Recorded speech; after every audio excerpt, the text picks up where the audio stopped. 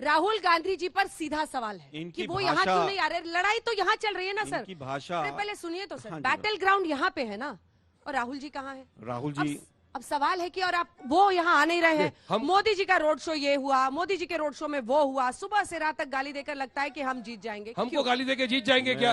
हमको गाली देके आप जीत जाएंगे? हमको गोली मार दो फिर जीत जाओ। हमारी आवाज को बार बार गोली क्यों कर रहे हैं? ये लोग बोल रहे हर जगह जाके। अरे परसों तो इनके एक वक्ता को भगाया, और ये बता रहे ना, फोटो में दिखाता हूँ कि जिनका नाम लेने से आप बचते हैं। मेरी रैली का फोटो दिखाऊंगा ना, पूरी कांग्रेस के अंदर आज तक इनके कोई वरिष्ठ नेता की ऐसी रैली नहीं हुई है। मैंने जो कल गोधरा के अंदर करके आया अंजना जी, रिकॉर्ड ब्रेक रैली है। वहां से इनके प्रवक्ता को, जो बहुत बड़ा तबलची तानसेन समझता है अपने आप को, लिफाफे वाला, उसको दौड़ाया है, वहां से भगाया गया है, और आज तक ने दिखाया था लाइव।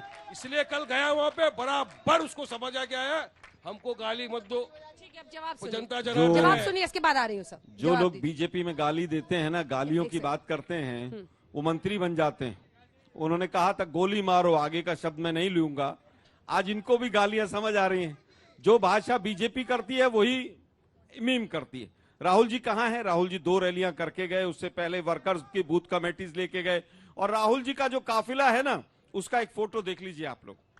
2.5 से 3 लाख सीधा करना पड़ेगा। 2.5 से 3 लाख ये गुजरात का फोटो है, पैदल चल रहे हैं। चुनाव गुजरात में 2.5 से 3 लाख लोग पैदल चल रहे हैं ऐसे, और उल्टा ऐसे लंबा रखना पड़ेगा। हाँ, 2.5 से 3 लाख लोग पैदल जिस व्यक्ति के चल रहे हो, हम तो पूछ रहे हैं कि आप भी जाइए और भारत जोड़ो यात्रा में शामिल हो जाइए। ठीक है, लेकिन बैटल ग्राउंड लड़ाई तो यहाँ हो रही है ना इस वक्त। ये यहाँ की बता देता हूँ मैं, ये खड़गे जी दिखा रहा है कल का। सुनिए भाई जरा सुनिए ना, हमारा आपसे कोई कंपटीशन नहीं है, हमारा आपसे कोई कंपटीशन नहीं है। ये खड़गे साहब की कल की रैली है, ये खड़गे साहब की कल की रैली है।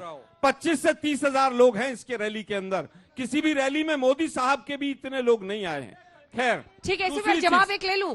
कल के रोड शो पर सवाल खड़े कर रहे हैं, वो कह रहे हैं कि 25-30 हजार लोग जो इसमें आए हैं वो आपकी किसी रैली में नहीं पहुंच रहे, किसी रोड शो में। पीएम के रोड शो पर कांग्रेस का अटैक है। मैं बता रहा हूं कि जली को आग, बुझी को राख, धुआं को शोर कहते हैं। जली को आग, बुझी को राख, धुआं को शोर कहते हैं। और गुजरात का मन का चित चुराने वाले मोदी जी को चित चोर कहते हैं। रही बात आप मोदी साहब को रावण कहते हो। अरे भाई, मोदी साहब को रावण कहने वाले को ये जनता के, ये गुजरात की जनता चोर कहते हैं, चोर कहते हैं, चोर कहते हैं। और आप राजनीति की बात सुनिए ना, एक सेकंड मैं बताऊं, डॉक्टर साहब मुझे नहीं पता पीएचडी हैं या मेडिकल के डॉक्टर हैं, लेकिन प्लीज सर ऐसे शब्द मत इस्तेमाल कीजिए ना। ये कोई रैली थोड़ी है सर, आज तक का शो। नहीं, मैं बताऊं, अरे जो चूक इन्होंने की थी प्रधानमंत्री पर ऐसे शब्दों का इस्तेमाल करके, मर्यादा रखिए भाषा की। नहीं तो उनकी मर्यादा रहती है। ये बोलते हैं कि ये गुजरात के हमारे बच्चे, क्या ये उनके बच्चे नहीं है? ये उनके बच्चे नहीं है। यहाँ ये रिवर फ्रंट अगर विकास होता है तो सब बच्चे को लाभ मिलता है। क्या कहीं एक नातजा होता है? न, यही बोलते हैं कि न किसी बात पर, न किसी जात पर मोहर लगाइए हाथ पर। तो भाई यूएए का विरोध किस बात पर? राम मंदिर का विरोध किस बात पर भाई बताइए? 370 का विरोध किस बात पर बताइए हमें। और हमें कहते हो, गुजरात में आके हमें बोलते हो कि ऐसा है तैसा है। अरे भाई, मैं बताता हूं, छोटा रिचार्ज हो या बड़ा रिचार्ज हो, खत्म होने वाला है। ये तो मोदी साहब का 5G चल रहा है, लाइफ टाइम रिचार्ज है। कहा यहाँ हटने वाला नहीं है, ये रहेगा।